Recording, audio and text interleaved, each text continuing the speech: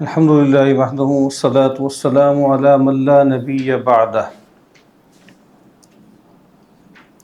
آج کا جو بک ٹاک ہے اس میں ہمیں ایک اہم کتاب پر بات کرنی ہے۔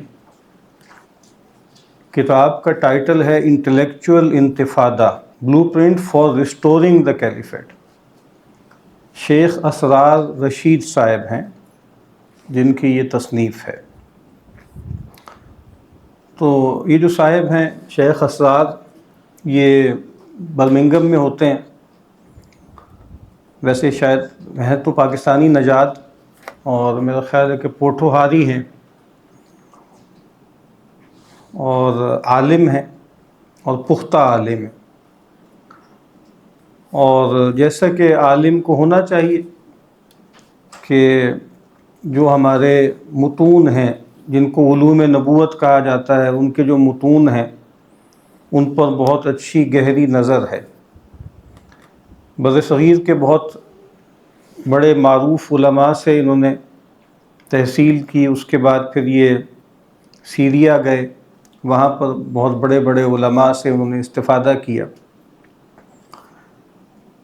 اور بہت زیادہ عمر نہیں ہے، میرا خیال 1983 کی پیدائش ہے ان کی، اور خاص ان کا جو ذوق ہے وہ ایک تو عقیدہ ہے اور دوسرا جو ہے وہ فقہ ہے، یعنی اپنے اوریجنل معنی میں جس کو شریعت کہا جاتا تھا نا، تو شریعت میں عقیدہ پہلے آتا تھا اور فقہ یا جو اعمال کی بحث ہے وہ بعد میں آتی، یا جیسے امام حنیفہ علیہ رحمہ کی طرف منسوب ہے ایک چھوٹا سا رسالہ الفقہ الاکبر، تو وہ عقیدے سے متعلق ہے، اور فقہ اصغر وہ ہے جس کو آپ فقہ کہا جاتا ہے۔ میں نے اس طرح کہا کہ شریعت امام ابو بکر الآجوری رحمہ اللہ کی ایک تصنیف ہے، یہ 4 صدی ہجری کے تھے، کتاب الشریعہ، اور وہ کتاب الشریعہ جو ہے وہ عقائد پر مبنی کتاب ہے، عقیدے کے مبحث پر ہے۔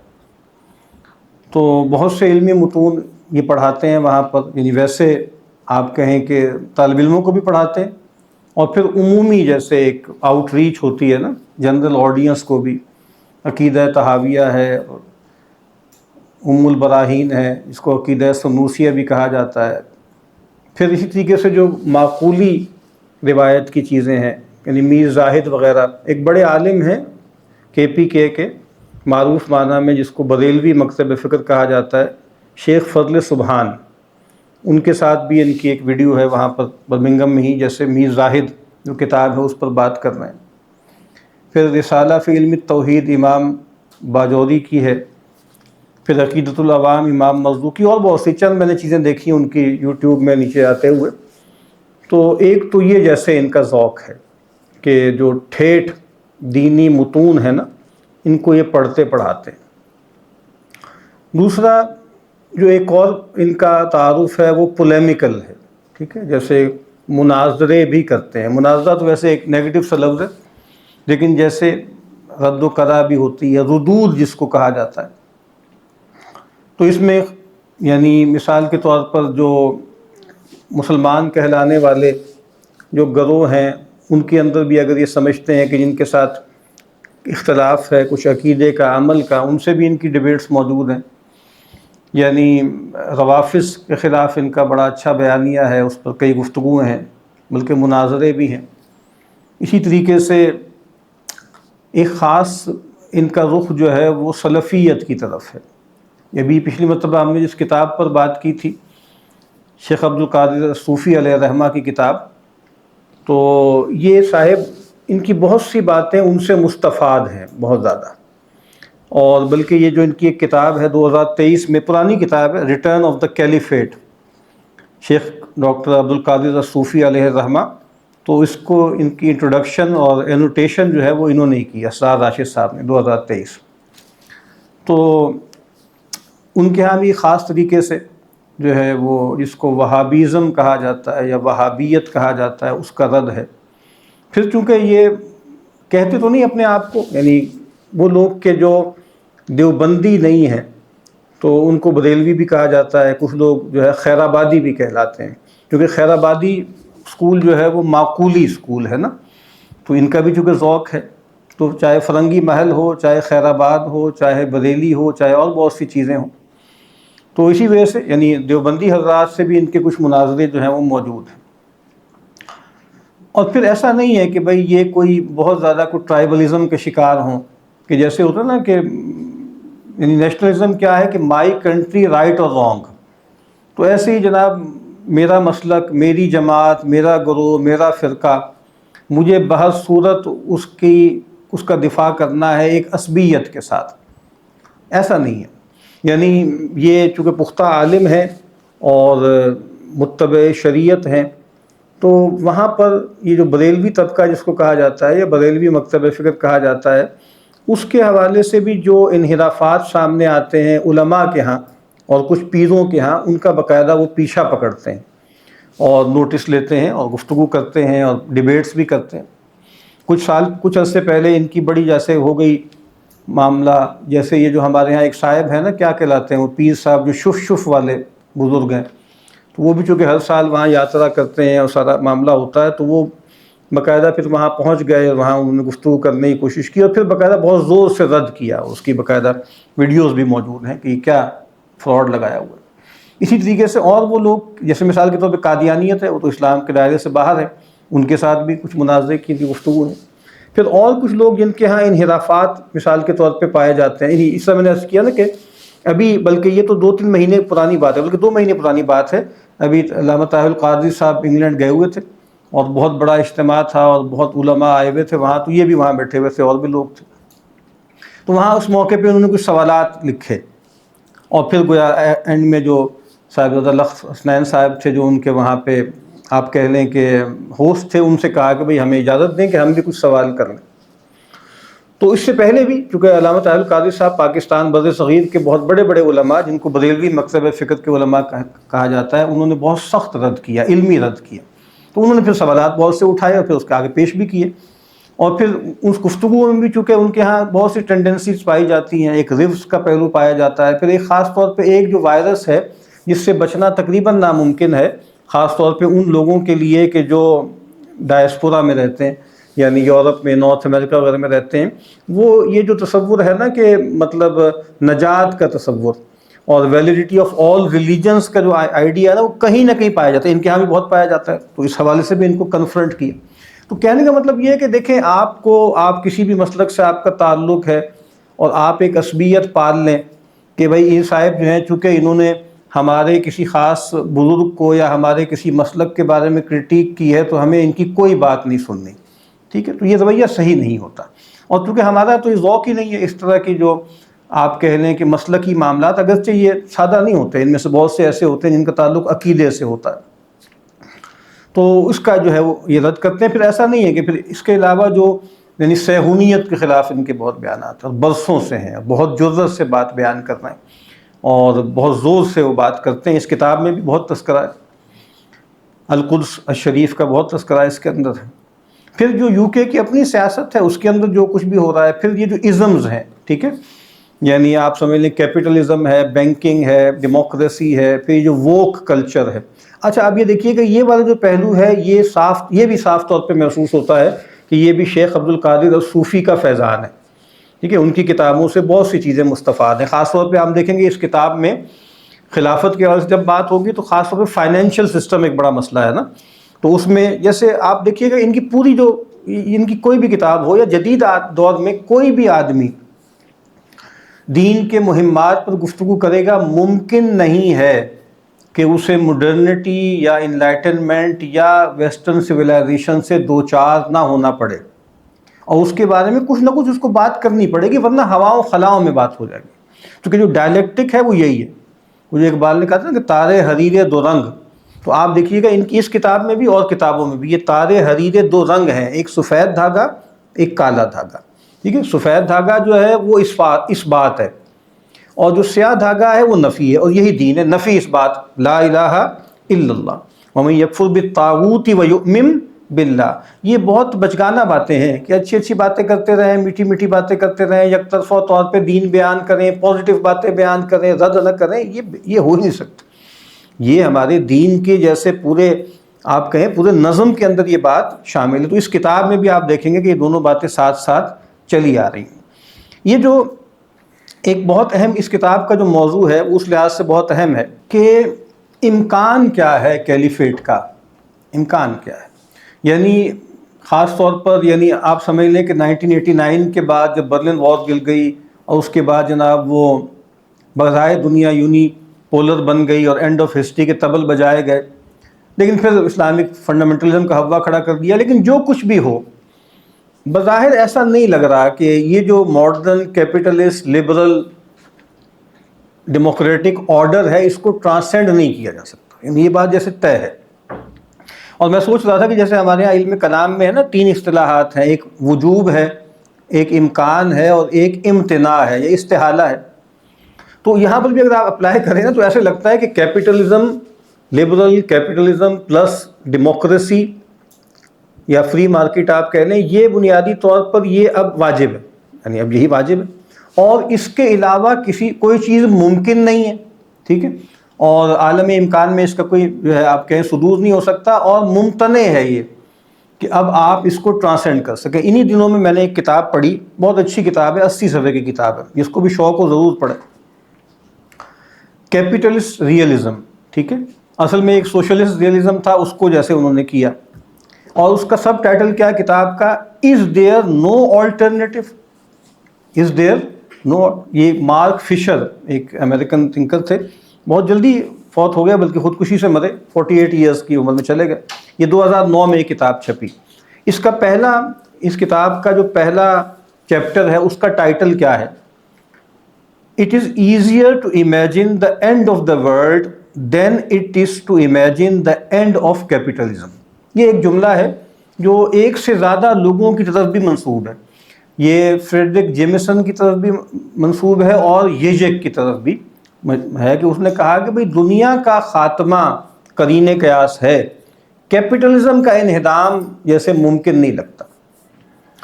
اور اس کتاب بہت اچھی کتاب ہے. لاکا اور پھر ڈیلیوز اینڈ گوٹاری اور پھر اسی طریقے سے جو ہے جیجک اور پھر بیدیو، ان تمام کا سہارا لے کے انہوں نے یہ گفتگو کی ہے.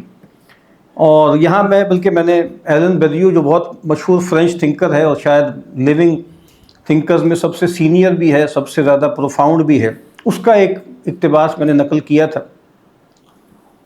بیدیو کا ہے، کہتے ہیں ماڈرنائزیشن، اسی کتاب میں سے، modernisation is the name for a strict and servile definition of the possible. These reforms, inverted commas میں, invariably aim at making impossible what used to be practicable. اس میں کیا ہے؟ For the largest number, and making profitable for the dominant oligarchy what did not used to be so. یعنی یہ بات کہ یہ تو نیچرل آرڈر ہے اور یہ تو ازنس ہے، اور چونکہ یہ ازنس ہے تو اب یہ آٹنس بھی یہی ہے، چونکہ یہ فیکٹ ہے اب یہ ویلیو بھی یہی. اب گویا اس کو آپ ٹرانسینڈ نہیں کر سکتے. تو پھر اس میں انہوں نے اسی کتاب میں ایک تذکرہ کیا ہے، یہ جو میں بات کر رہا ہوں فشر کی کتاب ہے، بزنس آنٹولوجی کا، کہ اس وقت ایک بزنس آنٹولوجی ہے، اور وہ کہتے ہیں کہ جی simply obvious that everything in society including health care and education should be run as a business. یہ بہت اہم ہے، اس پر الگ سے بھی کوئی بات ہونی چاہیے. آپ ابھی دیکھیے جو جدید ادارے بن رہے ہیں دین کی تفہیم کے لیے، دین بیان کرنے کے لیے، نوجوانوں کو مائل کرنے کے لیے، ان کا پورا پیرافرنیلیا دیکھ لیجئے. یہاں تک کہ اب خیر وہ چھوڑ دیں، مدرسے ہیں اور مسجدیں ہیں بالکل روایتی، ان کے آپ دیکھیے کہ پروگراموں کے اشتہار بن رہے ہیں، تقریباً سارے ہی ایسے بن رہے ہیں، ایک ہی پیٹرن ہوتا ہے. ابھی 2-3 دن پہلے ہمارے ایک برخوردار نے ایک شیئر کیا ہوا تھا پوسٹر، اسلام آباد کی ایک مسجد ہے جو کمیونٹی سینٹر بھی اپنے آپ کو کہتی ہے، اس کا وہ اشتہار تھا، اور وہ AIC چونکہ بنوایا گیا تھا تو اس میں ایک آیت لکھی ہوئی تھی جو آیت ہی نہیں. وہ میں پڑھ دیتا ہوں آیت کیا لکھی تھی. وَجَعَلْنَا الْمَسْجِدَ مَأْوَىٰ لِلنَّاسِ، یہ آیت لکھی ہوئی، وَجَعَلْنَا الْمَسْجِدَ مَأْوَىٰ لِلنَّاسِ. نیچے نمبر لکھا ہوا تھا، نمبر سے پتہ ویسے بھی پڑھنے سے پتہ لگا تھا کون سی آیت ہے. وہ سورہ بقرہ کی آیت نمبر 125 ہے، وَإِذْ جَعَلْنَا الْبَيْتَ مَثَابَةً لِلنَّاسِ وَأَمْنًا. تو بھائی لوگ جو ہیں انہوں نے وہ پوسٹر تک لانچ بھی کر دیا. یہ دیکھے بغیر میں نے کچھ کراچی کے اور کچھ مدارس کے میں نے اشتہار دیکھے ہوئے ہیں. آج کل آپ کو بڑا پاپولر ہے شب تزکیہ نائٹ ہوتی ہے جیسے قوالی نائٹ ہوتی ہے. تو تزکیہ نائٹ ہوتی ہے، شب تزکیہ، یا اور بھی نئے نئے نام ہیں نا اس کا، پتہ نہیں کیا مسجد لاک اپ بھی ہے، اور بڑے اچھے ہوتے ہیں۔ اچھا اس میں نے دیکھ رہا ہوں مدرسے کے لوگ ہیں، دیوبندی مدرسہ ہے، اس کا جو اشتہار بنا ہوا ہے نا تو اس میں آئیکونس بھی بنے ہوئے ہیں۔ اب اسے بتا دینا کہ اس میں ذکر بھی ہوگا، مراقبہ بھی ہوگا، تو وہ تصویر وہ بنی ہوئی ہے جو یوگا والی ہوتی ہے، یوگا کی تصویر آئیکن ہوگا۔ یعنی اتنی سینس بھی بھائی لوگوں میں نہیں ہے کہ وہ دیکھ لیں کہ یار یہ چیز بنی تھی، ایک دفعہ دیکھ لو اس کو، ذرا ڈرافٹ دیکھ لو اس میں کیا لکھا ہے کیا نہیں لکھا۔ تو بہرحال یہ بہت بنیادی بات ہے، میں جو بحث کیا کر رہا تھا پہلے کر رہا تھا کہ بھائی کیا یہ جو ڈیموکریسی ہے، کیا یہ جو لبرل ڈیموکریسی ہے، کیا یہ جو آپ کہیں کہ کیپٹلزم ہے یا فری مارکیٹ اکانومی ہے، کیونکہ اب تو اسی کے طبل بج رہے ہیں نا، ٹھیک ہے، ڈیموکریسی تو ختم ہو گئی، لیکن ویسے آپ کو بتایا کہ چائنا نے بھی جو ترقی کی ہے تو کچھ نہ کچھ جو ہے وہ انہی کی چیزیں لے لوا کے وہ آگے گئے ہیں۔ باقی ان کی جو صاحب ہیں یہ اس لحاظ سے اہم ہیں اور ذہین آدمی ہیں، بہت شارپ ہیں۔ ان کی ایک تو یہ کتاب ہے، یہ 2023 میں آئی ہے شاید، اور اس سے پہلے ان کی 2 کتابیں ہیں۔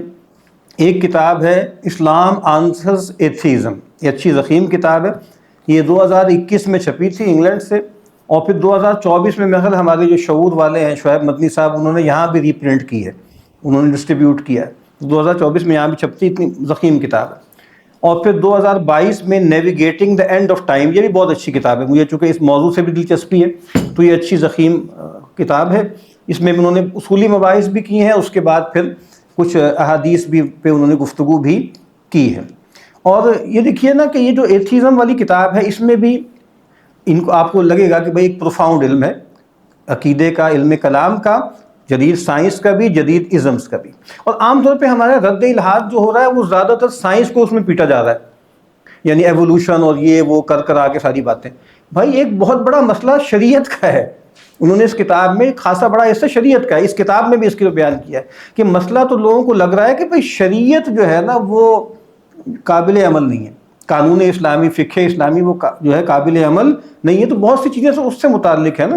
تو اسی طریقے سے سوشل سائنس کے پیراڈائم ہے، اس کے تحت مختلف جو ہے وہ ازمز پیدا ہوئے ہیں، ایڈیالوجیز پیدا ہوئی ہیں، اس کا بھی رد اس کتاب میں بھی کرتے ہیں، اس کتاب میں بھی کرتے ہیں، ٹھیک ہے۔ تو اس کے بغیر جیسے بات بنے گی نہیں کہ آپ کو یعنی شریعت ایک بڑا مسئلہ بن گیا، سیرت ایک مسئلہ بن گئی، تاریخ ایک مسئلہ بن گئی، ٹھیک ہے۔ تو تاریخ کا تو رد آرام سے کر دیتے ہیں نا، وہی بات کہ یہ ایک ہسٹوریکل اسلام اور ایک نارمیٹیو اسلام ہے، لیکن سیرت کے بہت سے واقعات ہیں، اور پھر شریعت اسلامی ہے جو تمام ماڈرنسٹوں کے گلے میں معاذ اللہ ہڈی کی طرح پھنس گئی ہے، سمجھ نہیں آ رہی کہ اس سے کیسے جان چھٹانا۔ بادل اب یعنی میں اس کیا نا کہ یہ ایک احساس ہے کرائسس کا، بہت زیادہ کرائسس کا احساس ہے، جو کیپٹلسٹ ریئلزم والی کتاب ہے وہ بھی یہی بتا رہی ہے، اور اس کتاب کا تھیسس تو یہ ہے کہ ٹرانسینڈ کیا جا سکتا ہے لیکن خود سے نہیں ہوگا یہ، یعنی آپ کچھ لیفٹ کے آدمی ہے، کچھ نہ کچھ آپ کو کرنا پڑے گا، یعنی ایسا نہیں ہے، یعنی عام طور پہ کہ اپنے وزن سے گر جائے گی، اپنے وزن سے بھی گرے گی تو کم از کم بیانیہ تو باقی رہے نا، کوئی متبادل بیانیہ ہو اور بتایا جائے کہ دیکھیں ایسے ہوتا ہے۔ اور چونکہ وہ خود رہتے ہیں، ابھی ہم آگے دیکھیں گے انگلینڈ میں رہتے ہیں، تو وہ یہ تھوڑی کہہ رہے ہیں کہ بھئی یہاں ہم خلافت کی باتیں کریں، یہاں ہم شریعت کے نفاذ کی باتیں کریں، کہتے ہیں یہ بات ٹھیک نہیں ہے، یہ کفار کی اکثریت کا ملک ہے، اور کفار تو آپ کو معلوم ہے شریعت کے جو فروع ہیں اس کے مکلف ہی نہیں ہیں، ان کو تو توحید کی دعوت دینی ہے نا۔ تو مثال کے طور پر جو حزب التحریر وغیرہ کا ڈکٹم ہے اس کو بھی یہ اون نہیں کرتے ان معنوں میں، ٹھیک ہے۔ اور بہرحال پھر خلافت کو جتنا زیادہ آپ کہیں انہی کے بنائے ہوئے گروہ تھے، ISI جو ہے اور داعش اور بوکو حرام اور ہمارے ہاں اور بھی TTP ٹائپ جو گروہ ہیں، یہ سب سے زیادہ مفید ہے نا استعمار کے لیے، کہ اتنا گندا کر دو خلافت کے لفظ کو، اتنا گندا کر دو شریعت کے نفاذ کے تصور کو، اتنا ڈراؤنا بنا دو۔ اب یہ پوری کتاب اسی پر ہے کہ اتنا ڈراؤنا بنا دیا گیا ہے کہ اچھے بھلے لوگ کہ جو اسلام کو پوری طرح سبسکرائب کرتے ہیں وہ بھی کانوں کو ہاتھ لگاتے ہیں، یعنی خلافت کے نام سنتے ہی جیسے ان کو لگتا ہے کہ اب پتہ نہیں کیا ابوبکر بغدادی کی بات ہو رہی ہے، یہ صاحب پتہ نہیں کیا گل کھلائیں گے، ٹھیک ہے۔ یا اور جو مار پیٹ ہمارے ہاں، یعنی شریعت کا مطلب ہے مار پیٹ، کوڑے مارنا، دزے لگانا، لوگوں کو جو ہے زبردستی جو ہے حجاب پہنانا، فلاں چیزوں پہ جو ہے داڑھی رکھوانا، یہ عام طور پہ تصورات اسی طرح کے ہیں ہمارے یہاں۔ تو اس کتاب میں اس کی بھی نفی کی گئی۔ باقی جیسے میں نے عرض کیا نا کہ پچھلے یعنی خاص طور پہ پوسٹ غزہ حالات خاصے خراب ہو گئے۔ یہ ہمارے ایک دوست ہیں ڈاکٹر شاہ زیب خان صاحب، انہوں نے کئی سال پہلے ایک صاحب سے متعارف کرایا تھا، اور وہ پاکستانی نژاد ہیں، اور مسعود راجہ صاحب، اور کئی ان کی کتابیں ہیں، بہت قابل آدمی ہے، پوسٹ کولونیل تھنکر ہیں، اصل میں تو انگلش ان کا ہے، تو میں پہلے بھی ان کی کچھ چیزیں دیکھتا تھا پوسٹ کلونیل اسٹڈیز کے حوالے سے، ان کی بڑی اچھی گفتگو ہیں اور مختلف کتابوں کا بھی انہوں نے تعارف کرایا ہے. تو ابھی 10-11 دن پہلے ابھی میرے سامنے ان کی ایک ویڈیو آ گئی، اور اس کا یہی تھا، تھم نیل کیا تھا، I have lost faith in the western civilisation, what about you. اور پھر نیچے جو ان کی ویڈیو تھا اس کے جو نیچے کیپشن تھا وہ کیا تھا، is there a western civilisation. یعنی بالکل لبرل آدمی ہے، جدید آدمی ہے، اور ہر طرح کے جیسے آپ کہیں نا کہ جو جدید نظریات رکھنے والے ہیں لیکن شدید ڈپریس تھے. کہتے ہیں کہ بھائی اب یہ جو غزہ میں جو کچھ ہوا اور پھر اس میں پورے ویسٹ کا اور خاص طور پہ امریکہ جہاں میں رہتا ہوں، اور پھر کہتے ہیں خود ہی کہتے ہیں مجھے پتہ ہے کہ بات کرنے کی ایک قیمت ہے جو دینی پڑتی ہے، اور پھر میں نہیں دے سکتا وہ قیمت.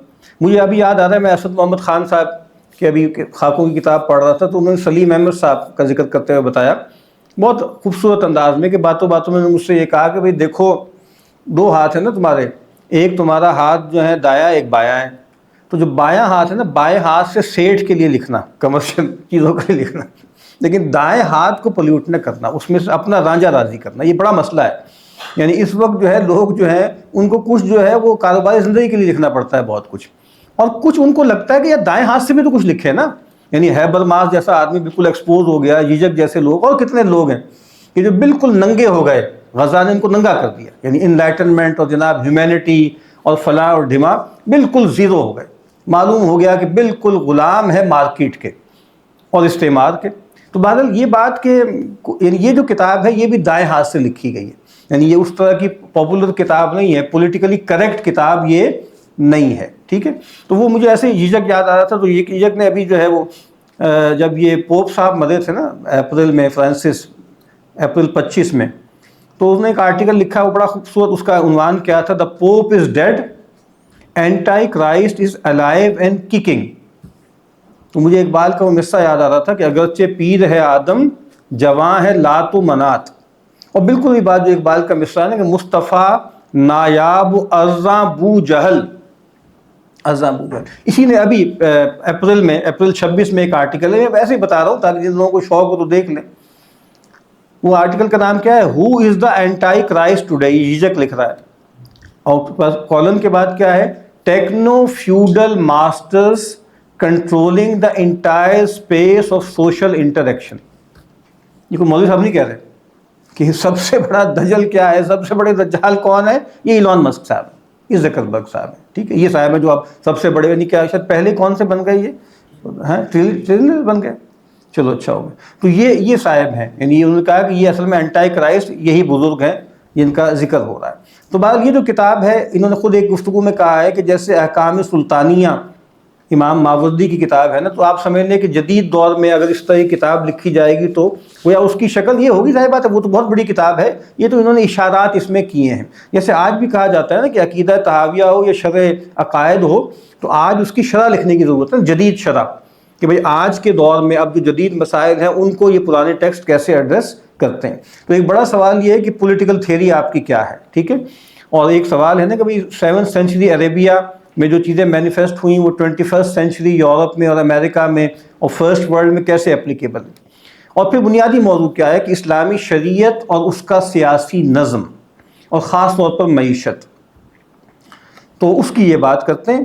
اور پھر وہی بات ہے کہ الحاد اور دین بیزاری کا بڑا سبب جو ہے وہ بھی بنیادی طور پہ محض سائنس نہیں ہے، وہ بنیادی طور پر فقہ و شریعت ہے. ٹھیک ہے. اور اسی طریقے سے جو ہے مختلف ازمز ہیں. اس میں جو ہے وہ اس کتاب کو انہوں نے جو ہے معنون کیا ہے ایوری قطانی ان دا ورلڈ. یہ قطانی یہ جو مغرب عرب ہے نا، وہاں کے جو ایک بڑے عالم تھے شیخ الاسلام جعفر القطانی، ان کے ایک بیٹے ہیں ابو عبداللہ محمد بن شیخ الاسلام جعفر القطانی. یہ کتاب جو ہے پچھلی یعنی صدی میں چھپی. اس کتاب کا ٹائٹل کیا تھا، نصیحت و اہل الاسلام، تحلیل اسلامی علمی لعوامل سقوط دولت الاسلامیہ و عوامل نہوضہا.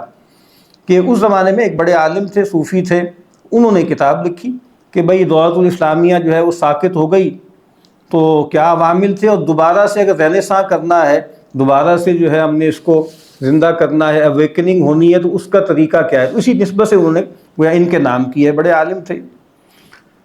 تو اور پھر کیا ہے، اور دوسری کیا ہے، our children the lions of Gaza and Kashmir, the largest concentration camps on earth. ٹھیک ہے، ان بچوں کے نام انہوں نے مانون کتاب کی ہے.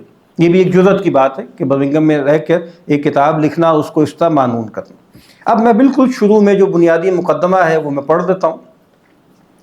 An intellectual انتفادہ، انتفادہ کہتے ہیں ہلانا، شیک کرنا. ٹھیک ہے، تو اس کو انگریزی میں کہتے ہیں اپ رائزنگ. ٹھیک ہے، یہ ظاہر غزہ میں ہوئی، 90s میں ہوئی، پھر 2000 کے بعد ہوئی، ایک سے زیادہ مرتبہ ہوئی. اور یہ کتاب لکھ لی گئی تھی تقریباً مارچ اپریل میں، اور یہ جو سارا معاملہ ہوا یہ اکتوبر میں ہوا، 23 میں ہو گئی تھی. اس کے بعد یہ سارا نیا جو غزہ کا معاملہ ہوا. اور اس کتاب کے ٹائٹل پہ جیسے وہی جو ایک فلسطینی بچہ ہے نا، اس نے جو ہے وہ نقاب پہنا ہوا ہے اور ہاتھ میں اس کی پتھر کی جگہ یہ اصل میں برین ہے، ریڈ کلر میں دکھا رہے ہیں کہ بھائی وہ خود کہتے ہیں سیریبرل انتفادہ. اب ہمیں جس انتفادہ کی ضرورت ہے وہ انٹلیکچوئل سیریبرل، جس کا تعلق ذہن سے ہو. یعنی وہ خود بار بار کہتے ہیں، میں بالکل نفی نہیں کر رہا، یعنی ملیٹنسی صحیح معنوں میں جہاد اور قتال اور مزاحمت، چاہے پتھر کے ذریعے ہو چاہے میزائل کے ذریعے ہو، میں اس کی نفی نہیں کر رہا، لیکن کہتے ہیں وہ شاید کفایت نہیں کرے گا، اس کے ساتھ یہ والا بھی ضروری ہے. An intellectual انتفادہ is also an uprising، uprising کو کہتے ہیں but involves the shaking off of the mental shackles and usurpation of the minds of people. ٹھیک ہے نا، وہ جو mental captivity، ultimately making them willing prisoners to a global tyranny. ٹھیک ہے نا، بالکل ایک گلوبل ٹریننی ہے، اس کا آپ کو اسیر بنا دیا ہے، اس کو شیک کرنا ہے. As long as the mind is held prisoner to a particular paradigm or framing of events, the holder of that captive mind will forever remain a slave to its fears, mostly unsubstantiated, rather phantoms created by the framework of the imprisoning entity. The entity in question is an abstract consequence of propaganda, especially war propaganda. Namely, اب کیا ہے کہ اس وقت جو سب سے بڑا ان کے پاس ہتھیار کیا ہے وہ ایجوکیشن ہے. اچھا، یہ والی بات بھی شیخ عبدالقادر صوفی علیہ الرحمہ کے یہاں بہت واضح ہے کہ بہت بڑا ہتھیار. آپ کو معلوم ہے کہ جو ری ایجوکیشن ہوتی ہے نا، جو استعمار آگے کرتا ہے، وہی ہمارے یہاں چل رہی. Namely, the modern educational apparatus along with broadcast entertainment and culture, the result of which is the belief by most that the present، ابھی آگے بات آ رہی ہے، that the present world governing system we have is the best there is and that it is fair and just. ٹھیک ہے، یہی بس best available ہے، اور صرف اتنی بات نہیں ہے، یہ بالکل فیئر ہے اور یہ عدل پر مبنی. اب گویا وہ چاہتے ہیں کہ اس کو وہ ڈی بنک کریں. اب شروع میں وہ بتا رہے ہیں، اچھا یہ کتاب ایک ایسے کی طرح لکھی گئی ہے، شروع میں ایک پرولوگ ہے، اس کے بعد پھر متن. اس کی ایڈیٹنگ بہتر کی جا سکتی تھی، اس کو جو ہے وہ مختلف چیپٹرز میں کیا جا سکتا تھا، کچھ ریپیٹیشن نکالی جا سکتی تھی، لیکن بہرحال جیسے ایک جھونک میں لکھی گئی کتاب ہے، بہت سی قیمتی چیزیں اس میں آ گئیں. شروع میں انہوں نے بتایا ہے کہ بھئی کس طریقے سے ویسٹرن جو اس وقت پیراڈائم ہے ہم پر غالب ہے، کس طرح انٹرنلائز ہو گیا ہے، نیچرلائز ہو گیا ہے. انہوں نے بتایا کہ جو ہفتے کے دن کے تصورات ہیں، بدھ کو جو ہے بہت ہی برا دن سمجھا جاتا ہے نا، یعنی بدھ کا دن کیا ہے، وہ بنیادی طور پہ درمیان میں آتا ہے. تو اور کہتے ہیں اس میں ویکنڈ کیا ہوتا تھا، وہ جمعرات جمعہ ہوتا تھا، تو بدھ کا دن تو بہت اچھا دن سمجھا جاتا تھا کہ بھئی جو ہے عبادت کرنی ہے، آرام کرنا ہے. پھر انہوں نے بتایا کہ یہ جو سارے میئرمنٹس کے تصورات ہیں وہ بدل دیے، پھر پوری جو ہے کارٹوگرافی بدل دی، جغرافیہ بدل دیا، نارتھ ساؤتھ کے جو تصورات ہیں وہ انہوں نے بدل دیے. پھر اس کے بعد خاص طریقے سے ماڈرن نیشن سٹیٹس اور جو میگا مشین ہے، یہ میگا مشین، یہ آئیڈیا بھی شیخ عبدالقادر صوفی کے ہاں ہے، اور ان کے ہاں بھی شاید واللہ عالم یہ یک الول کا جو تصور تھا نا، وہ ٹیکنیک کا تصور، وہ ان کے ہاں بہت پایا جاتا ہے، وہ یہاں پر بھی ہے. اور وہ کہتے ہیں کہ بھئی ایک نیشنل سکسیس کا ایلوژن ہے کہ اسٹیٹسٹیکل چیزیں ہیں، جی ڈی پی، جی این پی، ٹھیک ہے، اس طرح کی چیزیں بن گئی ہیں، جو ریئل ہیپینس اور سعادت ہے وہ سامنے نہیں ہے. یہ میں ایک اقتباس پڑھتا ہوں کہ بھائی انہوں نے کیا کیا، آپ سے یعنی پرانی روایتی تہذیبیں لے گئے، ہماری بھی خلافت لے گئے، دیا کیا؟ ان ریٹرن دے آر، یعنی ہمیں کیا ملا یا دنیا کو کیا ملا؟ In return they are given national flags which they ostentatiously hoist high, national anthems, a constitution which is deemed to be more divine than the divine. یہ سب عبدالقادر صوفی بول رہے ہیں. military leaders educated at Sandhurst who are hell-bent on satiating their gluttony for power and wealth. یہ مسلمانوں کی جو military elite ہے. And most of all, اب یہ بہت اہم بات ہے یہ banking, and most of all the Trojan horse in the form of the private banks which rob the citizens and feed the global mega machine. ہم سے بہتر کون جانتا ہے, ٹھیک ہے, آئی ایم ایف کیا ہے, ورلڈ بینک کیا ہے. The result of such endeavors is the current functional underdevelopment coupled with stupidity.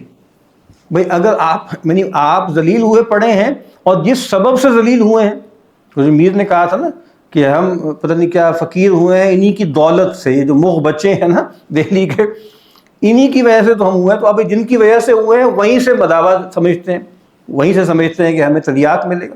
پھر خاص طور پہ پاکستان انڈیا کا انہوں نے ذکر کیا اور کہا کہ یہ کمپیٹنگ وار مشینز بن چکی ہیں اور مارکیٹس اور گلوبل آرمز مینوفیکچررز, یہ واقعہ ہے, ٹھیک ہے. اور کہا کہ یہ سب ہو رہا ہے, اور مطلب قوم کی حالت کیا ہے, یہ 2023 میں کہہ رہے ہیں قوم کی حالت کیا ہے. خاص طور پہ انڈیا کا ذکر کیا انہوں نے کہ بھائی وہ سینیٹیشن کے کیا حالات ہیں. یعنی میں یاد کر رہا تھا واش رومز کے, شوچالے کہتے ہیں شاید, کچھ پچھلا جو الیکشن تھا وہ بڑا اس میں نعرہ یہ تھا مودی صاحب کا کہ شوچالے بنائیں گے. یعنی کروڑ لوگ ہیں وہاں پہ جن کے لیے واش روم اویلیبل نہیں. اور آپ جناب ہم پہنچ گئے, اسپیس پروگرام شروع ہو رہا ہے تو فلاں, اور ہمارے یہاں آپ دیکھ لیجیے ماشاء اللہ جیو پالیٹکس کو ہی کھا لیں, اسی کو پہن لیں, اسی کو اوڑھ لیں, اسی کا جو ہے روٹی بنا کے کھا لیں, باقی جو قیمہ نکل گیا ہمارا وہ سب کے سامنے. اسی طریقے سے انہوں نے بتایا کہ بھائی پاکستان ملٹری کی بات کر رہے ہیں کہ بھائی اسلام کو جیسے استعمال کیا جاتا ہے, اور ظاہر بات یہ استعمال کرنا اس ملک کے جینیسس میں ہی اسلام کی جو ہے آپ کہیں کہ انسٹرومنٹلائزیشن ہے جو آج تک چل رہی ہے. خاص طور پر انہوں نے ذکر کیا ہے غزوہ ہند کا اور خراسان کی روایتوں کا کہ یہ روایتیں خاصی ہی مشکوک ہیں, لیکن کس طریقے سے ان کا استعمال ہوتا ہے. میں دیکھ رہا تھا ان کی کتاب جو نیویگیٹنگ والی کتاب ہے نا, اینڈ ٹائمز والی, اس میں انہوں نے مہدی کا بھی ذکر کیا اور چیزوں کا بھی ذکر کیا, ان دو روایتوں کا یا ان دو مباحث کا کوئی ذکر نہیں کیا. پھر اب وہ کہتے ہیں کہ جی اسلامک جو ماڈل آف گورننس کیا ہے, کہتے ہیں وہ بنیادی اینٹیٹیز دیتے ہیں, یعنی food, clothing, shelter, human happiness and the preservation of the biosphere. یعنی یہ جو ہے نا یہ ٹھوس چیزیں ہیں نا, اسلامی خلافت اس پہ توجہ دیتی ہے. خلیفہ جو ہے وہ کیئر ٹیکر ہے, ٹھیک ہے. اور پھر اس کتاب کا ایک بہت اہم موضوع ہے وہ ریلیونس آف فقہ ہے کہ بھئی یہ خیال کرنا کہ یار یہ تو آبسولیٹ ہو چکی ہے, یہ تو ختم ہو چکی ہے, یہ ریلکس رہ گئے ہیں. تو انہوں نے جگہ اپنی کچھ مثالیں دی ہیں نا پرانی فقہ سے کہ بھئی اگر یوٹرس جو ہے رحم کہیں ایک ماں کے ہاں سے نکل جائے دوسرے ماں میں چلے جائے تو پھر کیا ہوگا معاملہ. تو اس نے بتانا کہ جو آج کل جو بایو ایتھکس کا معاملہ ہے, سروگیسی کے معاملات ہیں, وہ اس میں دیکھے جا سکتے ہیں. یا پرانی کتابوں میں لکھا ہوا ہے کہ کوئی آدمی اڑتا ہوا اگر مثال کے طور پہ عرفات کے اوپر سے گزر جائے تو اس کا وقوف ہوگا کہ نہیں ہوگا. مطلب بتانا چاہ رہے تھے کہ جو بالکل جدید موضوعات ہیں اس کے بھی امکانات ہماری پرانی فقہ کی کتابوں میں موجود ہیں, ٹھیک ہے. پھر اس کتاب میں بہت زور سے انہوں نے تمام جو ازمز ہیں ان کا رد کیا ہے, اور ایک اقتباس ہے capitalism is the worship of capital, communism is the worship of community, LGBTQ and so-called woke movements all worship libido and the self. Islam is only system centered entirely on the worship of the creator. تو جگہ جیکسٹپوز کریں گے, ایک طرف یہ چیزیں ہیں, ایک طرف بندگی ہے. پوری کتاب میں بندگی کا پیراڈائم وہ بار بار لے کر آتے ہیں. یعنی کہیں آپ کو لگ رہا ہے کہ بس پاور ہے, نہیں, پاور نہیں ہے, بندگی. پھر وہ کہتے ہیں کہ بھئی مطلب آج صورتحال یہ ہوگی کہ لوگ استنبول جاتے ہیں تو وہاں پہ وہ دیکھتے ہیں پرانی سرائے جن کو محل ہوتے ہیں اور باقی چیزیں دیکھتے ہیں, تو وہ جیسے مثال کے طور پہ مسجدیں اور یہ دیکھ دیکھ کے مبہوت ہو جاتے ہیں. ان کو احساس امپائر کا آتا ہے, یعنی وہ مسجدیں دیکھ کے بندگی کا دھیان نہیں پڑتا. یہ بڑی گہری بات ہے. بندگی کے دیکھو کیا ہے, آپ جائیں تو کافی آپ حیران بھی ہوں گے, پریشان بھی ہوں گے, کچھ ناراض بھی ہوں گے کہ بھئی اتنا زیادہ لیوشنس جو ہے وہ تھی ہے جو کچھ بھی تھی. تو بہرحال اس کے اندر جو بندگی انگرینڈ ہے نا, اس سب کے باوجود اس کو لوگ نہیں دیکھ رہے. اب پھر وہ خاص طور پر بات کرتے ہیں کہ بھئی جو پولیٹیکل امپورٹنس ہے ہمیں اس کو دور کرنا ہے, اور ایمان پر توجہ دینی ہے, آخرت پہ توجہ دینی ہے, ٹھیک ہے. اور پھر بتانا ہے کہ بھئی یہی وہ چیزیں ہیں جو آپ کو ٹائرنٹ سے بچائیں گی. ذکر کیا انہوں نے ہٹلر کا, شیرون کا, اسد کا, بش کا, نام لے لے کے ٹونی بلیئر کا جگہ جگہ ذکر کیا انہوں نے اس کتاب کے اندر. پھر خاص طور پہ تذکرہ انہوں نے کیا ہیومن رائٹس کا, اور پھر اس کو جکسٹپوز کیا ہے حقوق العباد کے ساتھ. اور پھر جو ایک بہت بڑا موضوع جو اس کتاب میں بار بار آتا ہے وہ جو اکنامک انجسٹس ہے اور جو سوشل کنٹرول ہے. میں ایک اقتباس پڑھنا چاہتا ہوں. کہتے ہیں from birth to death the human is merely a cog in the state machinery and the state in turn is just a member of a wider umbrella of states under the aegis of the United Nations itself a parody and vestige of the League of Nations from a bygone age. ٹھیک ہے، یعنی یہ صورتحال ہے. اور پھر وہ کہتے ہیں کہ پہلے جو کنٹرول تھا بڑا واضح تھا، بڑا ظاہر تھا، بڑا گھناؤنا سا تھا. اب وہ کہتے ہیں سینیٹائزڈ کنٹرول ہے. یہ بڑا اچھا اقتباس ہے. In ancient times the peasant was taxed by the landowners. In the industrial age they were sent down mines until Thatcher had them closed. یہ چونکہ انگلینڈ کا کانٹیکسٹ ہے.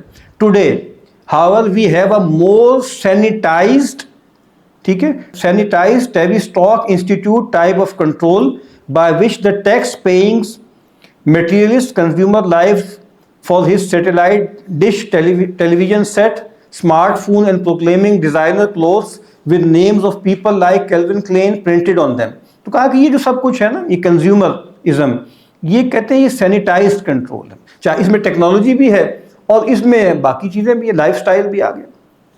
پھر انہوں نے بتایا کہ کس طریقے سے جن کو آج آپ اتنا ایڈمائر کرتے ہیں، انہوں نے کتنا ہسٹوریکلی جو ہے وہ ایکسپلائٹ کیا ہے.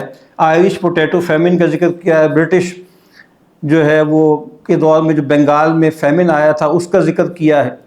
اور پھر تذکرہ کیا کس طریقے سے آٹومان جو خلافت ہے اس کو انہوں نے برباد کیا ڈیٹ کے ذریعے.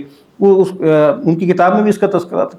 خاص طور پر وہ جو ان کی ریل وے بچھانی تھی اور کس طریقے سے مقروض ہو گئے، اور پھر سارا قصہ واضح ہے.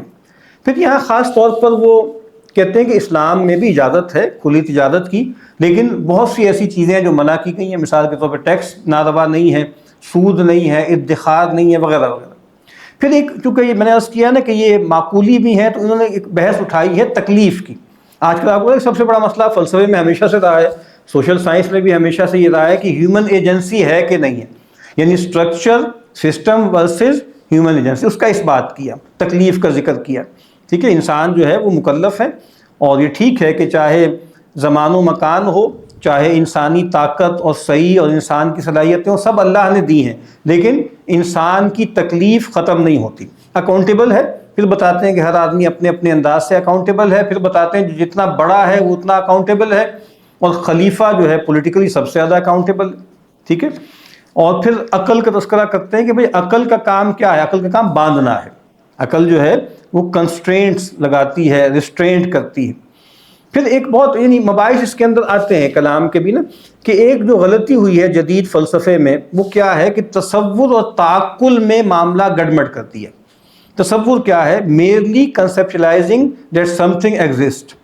اور تعقل کیا ہے؟ Comprehending some things complete features and attributes. مطلب کیا ہے کہ تصور جیسے خدا ہے یا آخرت ہے، اس کا تصور تو ممکن ہے، لیکن وہ تعقل ان معنوں میں ممکن نہیں ہے. اجمالی طور پہ جان لیں کہ اس تعقل کے لیے وحی کی ضرورت ہے. یہاں سے وہ نبوات کا اس بات جو ہے وہ کرتے ہیں.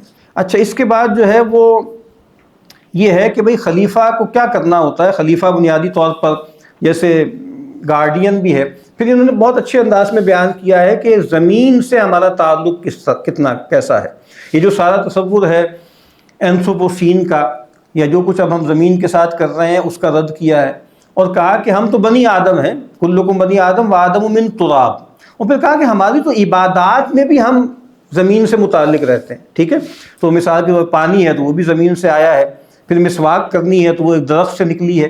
ٹھیک ہے، پھر اسی طریقے سے پانی اگر نہیں ہے تو مٹی سے تیمم کرنا ہے. اور پھر مٹی سے کیا تعلق ہے کہ سب سے اونچی عبادت نماز ہے، نماز کا سب سے اعلیٰ رکن کیا ہے؟ اللہ سے قرب کی معراج کیا ہے؟ وہ سجدہ ہے.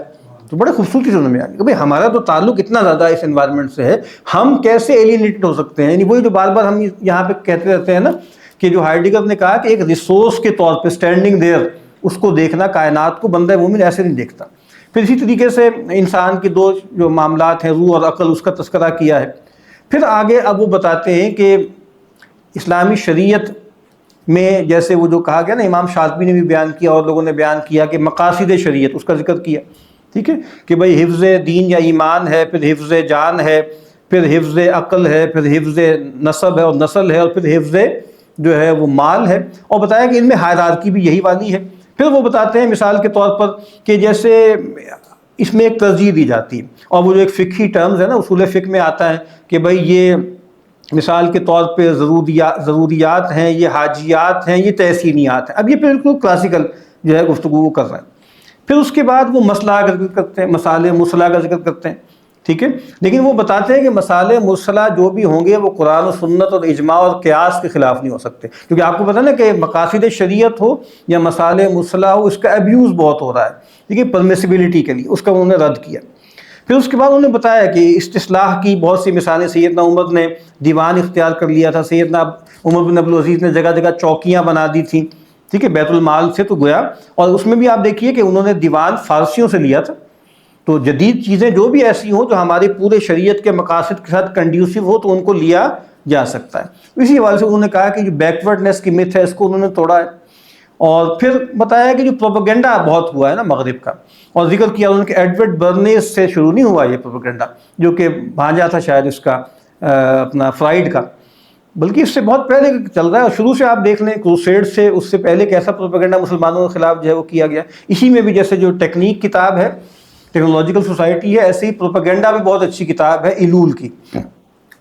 پھر یورپین ڈارک ایجز کا ذکر کیا ہے، اس وقت مسلمان جو ہیں وہ اپنے زینت پہ تھے.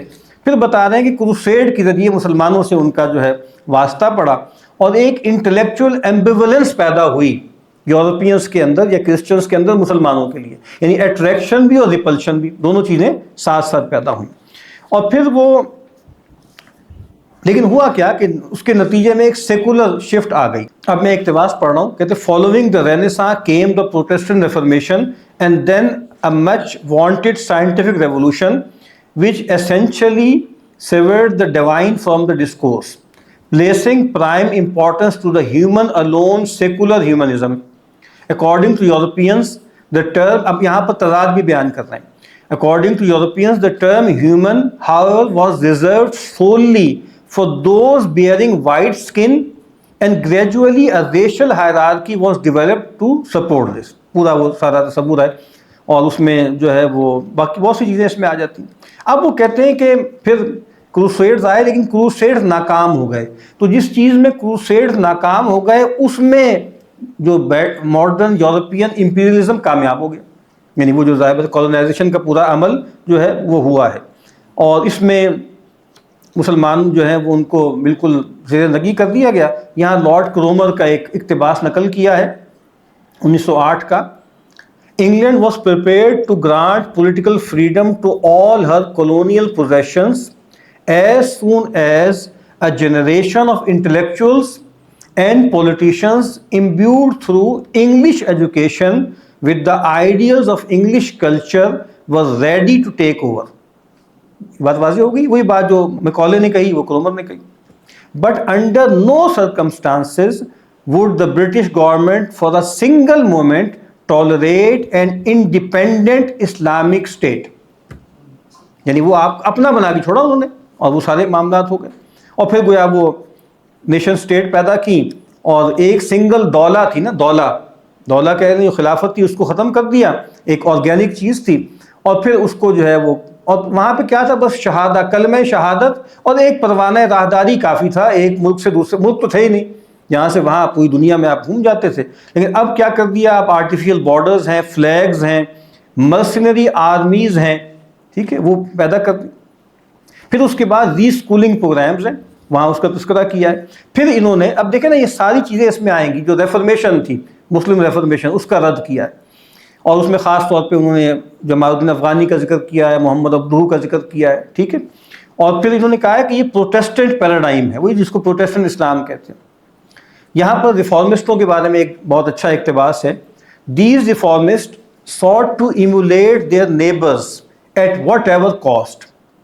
What was overlooked, however, was the fact that the European advancement was neither due to their religious reformations nor simply an outcome of their intellectual endeavors.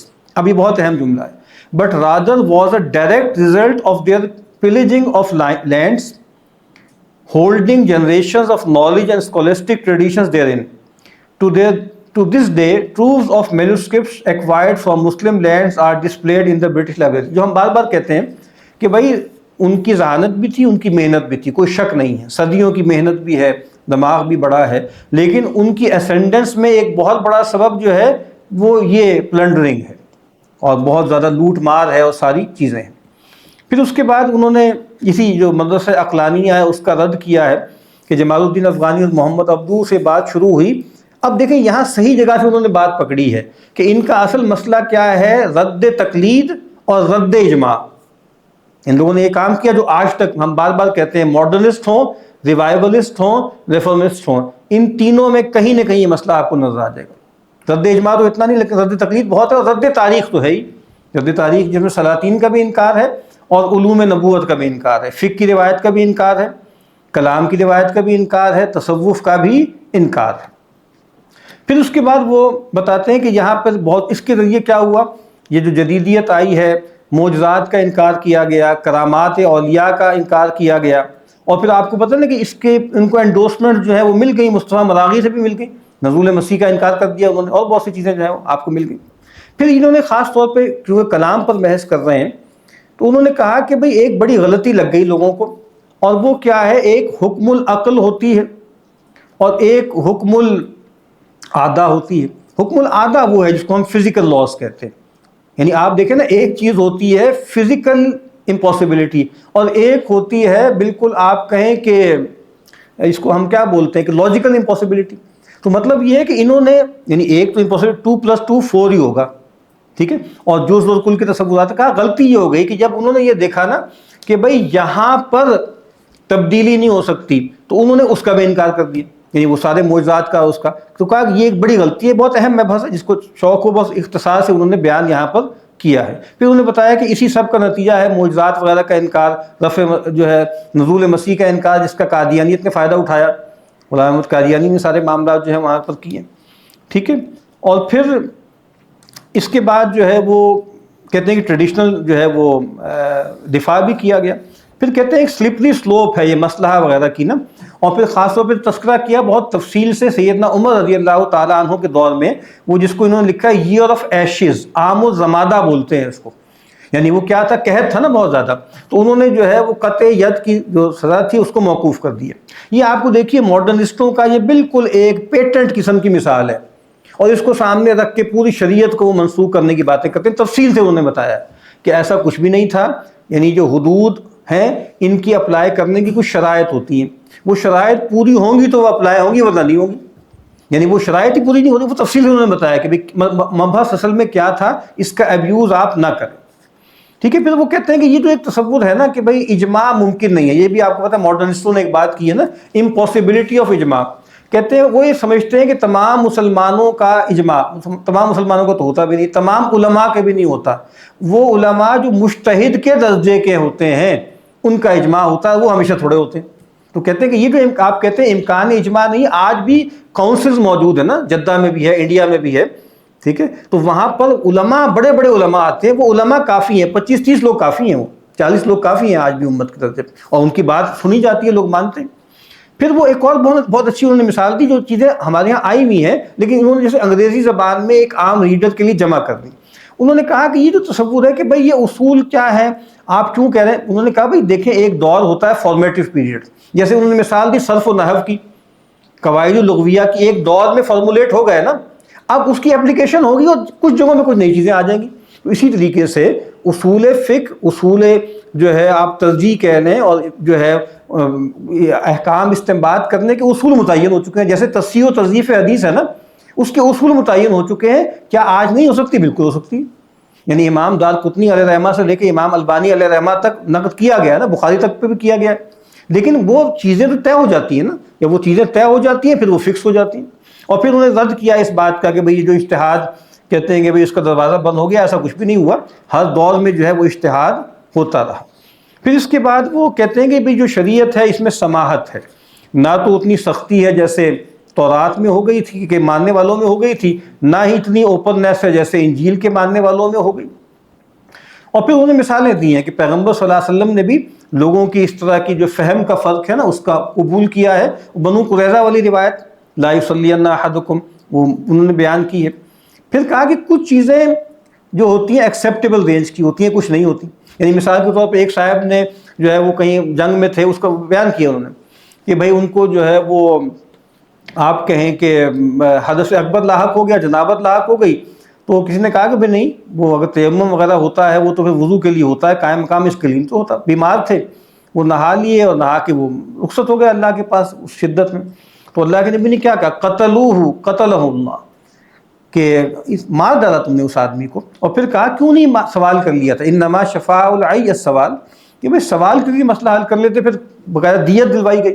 تو کہنے کا مطلب یہ ہے کہ بھئی ہر اختلاف جو ہے وہ قابل قبول نہیں ہوتا، کچھ اختلاف غلطی پر مبنی ہوتا ہے، اس کی تصحیح ہونی چاہیے. پھر اس کے بعد انہوں نے جو قواعد فقہیہ ہیں ان کا تذکرہ کیا ہے، سیمپل کے طور پہ 5 بڑے ہیں وہ ذکر کر دیے سارے، ٹھیک ہے، کہ الامور بمقاصدہا، الیقین لا یزال بالشک، اور المشقہ تجلب التیسیر، اور الضرر یزال، اور العادہ محکمہ. پھر اس کی تفصیل انہوں نے بیان کی. اور پھر وہ کہتے ہیں کہ یہ جو خاص طور پہ جو secular democratic post colonial order ہے اس کا جگہ جگہ وہ رد کرتے ہیں، اور کہتے ہیں ان کے ہاں ایک غلطی کیا ہو گئی کہ انہوں نے خیال کیا کہ خدا جو ہے، یعنی God can establish flawless physical laws of nature but is incapable of establishing functional laws of human society. یعنی کتنا زور ہے اس پہ کہ laws of nature, laws of physical. تو بھائی انسانی سماج کو، یعنی خدا اس پہ تو قادر ہے کہ اس کائنات کو گورن کرنے والے لاز بنا سکے، لیکن ہیومن سوسائٹی کو اور اسٹیٹ کو گورن کرنے والے قوانین خدا بنانے پہ قادر نہیں ہے. ٹھیک ہے. پھر اس کے بعد وہ ایک اقتباس ہے، وہ ڈیموکریسی کے بارے میں ہے. وہ کہتے ہیں democracy stand as populist totalitarianism that cannot tolerate any alternative political paradigm and leads to the persecution of any subversive dialectic proponents. ٹھیک ہے. تو اس پر انہوں نے آگے رد کیا ہے. Functioning as dual party setup, the parliamentary system preempts any radical change or revolution to benefit all. آپ امریکہ میں دیکھ لیں، آپ انگلینڈ میں دیکھ لیں، آپ اپنے ملک میں دیکھ لیں، کوئی اسٹرکچرل تبدیلی نہیں آ سکتی. 2 لوگ ہیں وہ قبول کیے ہوئے ہیں اس کو، تھوڑی ہلکی پھلکی چیزوں میں اختلاف ہوتا ہے. Traditionally, one group is elected in by means of the electoral system by those who bother to vote. اب تو پتہ ہے نا کہ آپ ووٹ بھی نہیں دے رہے، اسپیکٹیٹر ڈیموکریسی کی بات ہو رہی ہے. This group, however, then has to be plunged in to the spider's web. Spider's web کیا ہے اس کو بتا رہے ہیں اس کے اندر. UN, IMF and the general power structure narrative, یعنی spider web کو آپ کریں to be actually voted in. Otherwise, groups deemed unsavory by the international status quo are rejected regardless of a majority vote, as in countries like Algeria, Egypt and Palestine. 91 میں وہاں ہوا. ٹھیک ہے. وہ جو کیا تھی مسلم فرنٹ تھا وہ آ گیا، پھر جو ہے مرسی آ گئے، پھر حماس آ گئی، الیکشن جیت کے آئی تھی نا. تو پھر وہ کہتے ہیں کہ جی ایک اور کہتے ہیں کہ جو پوسٹ کولونیل نیشنز ہیں، modern Islamic republics and democracies, اس کو کیا کہتے ہیں؟ ایڈیولوجیکل آکسیمورونس ہیں. اسلامک ریپبلک یہ ان مل بجوڑ ہے. ریپبلک کا تصور بالکل اور ہے، اسلام کا تصور خلافت کا ہے، یہ آپس میں مل نہیں سکتے. ٹھیک ہے. اور پھر اب وہ کہتے ہیں کہ یہ جو اسٹرکچر کیا ہوگا خلافت کا، امپلیمنٹ کیسے ہوگی. تو وہ کہتے ہیں کہ بھائی کیلیفیٹ جو ہے وہ تھیوکریسی نہیں ہے، اور ایسا نہیں ہے کہ وہ حاکم جو ہے اس کا جو ہے حکم جو ہے وہ خدا کا حکم ہو. پھر وہ بہت زور لگاتے ہیں، بتاتے ہیں اہل الحل یا اہل الحل والعقد، اس پر بہت تفصیل سے بتاتے ہیں کہ یہ کون لوگ ہوتے ہیں، ان کی شرائط کیا ہیں. مثال کے طور پہ صدق ہے، ٹھیک ہے، اور امانت ہے، اور علم ہے. ٹھیک ہے. اور اب وہ کہتے ہیں کہ جب تک یہ خلیفہ نہیں ہے، خلافت نہیں ہے، ہمیں کوشش کرنی چاہیے کہ اہل الحل والعقد فارم کریں. اب یہ طریقہ ہے. ٹھیک ہے. ایسے لوگ کہ جو ابھی رہبت پاور میں نہیں ہے لیکن اہل الحل والعقد ہے، ان کو تلاش کریں، ان کو ڈھونڈیں، ان سے جڑیں، ان سے متعلق ہوں. ٹھیک ہے.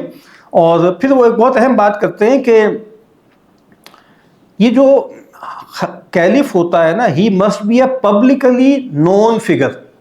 اچھا، اس میں ایک تو رد ہو جائے گا، وہ جو امام غائب کا ہے وہ بھی ہو جائے گا. اور دوسری بات یہ ہے کہ بہت اہم بات ہے آگے، ٹولکین کا ایک اقتباس ہے. اصل مالک کون ہے؟ آپ کے ملک میں روز بات نہیں ہوتی مقتدرہ کون ہے، اصل حاکم کون ہے. پھر خاص طور پہ بینکرز کا کیا رول ہے بھی وہ ذکر کریں گے یہاں پہ. ٹھیک ہے. تو ہمارے یہاں مثال کے طور پہ بھی اصل میں حاکم کون ہے، محسن نقوی صاحب ہیں، وہ مہربانی ہے کہ بھئی وہ بن گئے، وہ تو وزیر اعظم بھی بن سکتے تھے، ٹھیک ہے. جو آپ کے فائنانس منسٹر ہے وہ کہاں سے آئے ہیں، کس کے بندے ہیں، کس کے اپوائنٹڈ ہیں. ہمارے ہاں تو آئی ایم ایف اپوائنٹ وزیر اعظم بھی کرتا رہا ہے نا، براہ راست تھی وہ، کہ جو ان کے اپنے بندے ہیں وہ اپوائنٹ کرتے رہتے ہیں. یہ ٹولکین کا ایک اقتباس ہے. The true equation is democracy equals a government by world financiers. World financiers. The main work of modern governments is that we do not know who governs de facto any more than de jure. ٹھیک ہے. We see the politician and not his backer. Still less the backer of the backer. پیچھے دیکھو، پیچھے کون ہے، وہ پیچھے کون ہے، وہ پیچھے سے پیچھے یعنی ایک لوکل اسٹیبلشمنٹ ہوگی، پھر ایک انٹرنیشنل اسٹیبلشمنٹ ہوگی، اور اس کو ہلانے والے بھی پولیٹیکل پلیئرز نہیں ہوں گے، اصل میں وہ بینکرز ہیں. یہ عبدالقادر صوفی نے بھی کہا نا کہ بھئی اب ملکوں کی تقدیر کے فیصلے جو ہے بینکس کے جو ہے بورڈ رومز میں ہو رہے ہیں. ٹھیک ہے. اچھا جی. اور what is most important of all, the banker of the baker. ایک پولیٹیکل جو ہے اس کے پیچھے ایک بیکر ہے، اس بیکر کا بینکر کون ہے؟ یہ ٹولکین کا جملہ ہے. ٹھیک ہے، وہ نقل کر رہے ہیں. ٹھیک ہے. پھر وہ بتاتے ہیں کہ امامت کی شرط کیا ہے، وہ اہل ہو، مرد ہو، کرشی ہو. پھر اس کی تفصیل بتائیے گی، کرشی اگر نہ ہو تو پھر کیا کرنا ہے، کیا نہیں کرنا. پھر اکاؤنٹیبلٹی کا ذکر کر رہے ہیں کہ یہ تو تصور ہے کہ بھئی وہ تو ذل الہی ہوتا ہے، اس کا مطلب یہ اس کی بات اللہ بالکل نہیں ہے. صاف طور پہ لکھا ہوا ہے کہ شریعت کے تابع ہے. گویا وہ یہاں ذکر تو نہیں کیا، لیکن جو کارل شمٹ کا تصور ہے نا، جو اسٹیٹ آف ایکسیپشن ہمارے یہاں کوئی نہیں. ٹھیک ہے. اور پھر وہ بتاتے ہیں کس طریقے سے جو ہے اکاؤنٹیبلٹی کی گئی. سیدنا علی رضی اللہ تعالیٰ عنہ کا واقعہ، زرہ والا یہودی قاضی شریح کا قصہ، سیدنا عمر کی ان کے کپڑے پہ اعتراض کر دیا، اس کا ذکر ہے. ٹھیک ہے. اور پھر یہ ہے کہ بھئی کس طریقے سے امپیچمنٹ کی گئی. سیدنا عمر کے زمانے میں ایک عامل نے ایک شخص کو کسی ایسی جگہ کے ماپنے کے لیے بھیج دیا تھا جو بہت جو ہے گہری تھی، وہ خوف سے مر گیا. تو سیدنا عمر نے بلایا، بہت سختی کی اور دیت دلائی، اور کہا کہ بھئی اگر خطرہ نہ ہوتا نا کہ اس کا ابیوز ہوگا، میں تمہیں قصاص میں قتل کرتا. نہیں، تم نے اپنے ایک بندے کو ایسے کام میں کیوں ڈالا ہے کہ جو اس کی مشقت سے زیادہ تھا. تو مطلب یہ بات ہے نا کہ یہ جو بوجھ بہت زیادہ ڈالتی ہے جدید اسٹیٹ اپنے لوگوں پر بھی، اپنے عہدیداروں پر بھی، یہ ناروا ہے. ٹھیک ہے. پھر وہ بتاتے ہیں کہ بھئی کس طریقے سے مجلس شورا جو ہے وہ کام کرتی ہے. اور پیغمبر کے زمانے میں تو کوئی ایسا اس کی جو ہے اسٹرکچر نہیں تھا، اور آئندہ بھی کوئی ضروری نہیں. یعنی جو ہے جو بھی ہے وہ جو لوگ بھی لانا چاہے لا سکتا ہے، جو ہینڈ پک لوگ ہیں، جو اہل ہیں، ان کو لے کے آ سکتا ہے. ٹھیک ہے. سیدنا عمر رضی اللہ تعالیٰ عنہ جو ہے مشائخ کو سے مشورہ کرتے تھے، اہل بدر سے کرتے تھے، لیکن نوجوان سے بھی کرتے. مشہور روایت ہے، عبداللہ ابن عباس کو بٹھاتے تھے، اور روایت میں آتا ہے کہ جو قراء تھے وہ ان کی مجلس میں لوگ ہوتے تھے، چاہے وہ جوان ہو چاہے بوڑھے ہوں. اور جب کچھ لوگوں نے اعتراض کیا تو پھر ان کی ذہانت واضح بھی انہوں نے کر دی. پھر اس کے بعد یہ ہے کہ بھئی کیا کچھ ہوا، مثال کے طور پہ اجتہاد کس طریقے سے ہوا. پھر وہ جو سواد شام کے معاملات تھے، ان زمینوں کا مسئلہ کیسے حل ہوا، کیسے مشاورت ہوئی، کس طریقے سے جو ہے مصلحت کو سامنے رکھا گیا. اب وہ کہتے ہیں کہ اب ہو سکتا ہے جدید دور میں کیا ہو سکتا ہے، global caliphate could be realized if Muslim majority countries willingly united under a shared council. ٹھیک ہے. کاؤنسل جیسے بن سکتی ہے، ابھی تو خود بہت دور کی بات ہے. اب وہ کہتے ہیں پری ریکوزٹ کیا ہے اس کا، ریوائونگ کیلیفیٹ کا. تو وہ کہتے ہیں کہ بھائی وہ ایمان ہے، وہ اخلاق ہیں، وہ روحانیت ہے.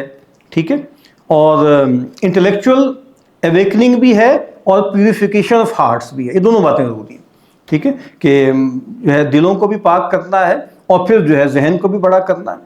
پھر وہ بتایا انہوں نے کہ تاریخ میں کیا ہوا کہ جب یہ دونوں چیزیں کمزور پڑ گئیں تو سراج الدولہ جو ہے 50,000 کی اس کی جو ہے وہ آرمی تھی، اور چند تھوڑے سے لوگوں سے وہ جو ہے وہ ہار گئی. اور پھر اس میں جو غداروں کا کردار اس کا بھی انہوں نے ذکر کیا. پھر اسی طریقے سے کس طریقے سے نور الدین زنگی علیہ الرحمہ، بہت تھوڑی تعداد تھی، کس طریقے سے وہ کامیاب ہو گئے. پھر وہ بتاتے ہیں کہ اس سب کے اندر مسلمانوں میں روایتی طور پر یہ جو مسلمان علماء ہیں اور صوفیاء ہیں، ان کا کردار کیا رہا. تقیے ہوتے تھے، آپ کو بتایا ابھی بھی استنبول میں تقیے ہیں. ٹھیک ہے. تو وہ ایک پورا، اور پھر وہ ان کے زیر تحت بہت بڑے بڑے لوگ ہوتے تھے، یعنی ملٹری جنرلز بھی ہوتے تھے نا، سب لوگ ان کے تابع ہوتے تھے. ابھی مجدد الفسانی علیہ الرحمہ کو آپ دیکھ لیجیے کس طریقے سے جو ہے وہ لوگ ان کے تابع تھے. اب وہ کہتے ہیں کہ بھئی اب ہمیں یہ جو سارے فلاڈ گلوبل انسٹیٹیوشنز ہیں، یونائٹڈ نیشنز وغیرہ، ان سب کو کرنا چاہیے. پھر بڑا سخت جملہ لکھا ہے، A caliphate could replace the institution of the UN, which claims to represent all the nations, but were in fact only 5 kafir nations veto all the rest کافر نیشنز. یہ بھی بڑی بولڈ بات ہے.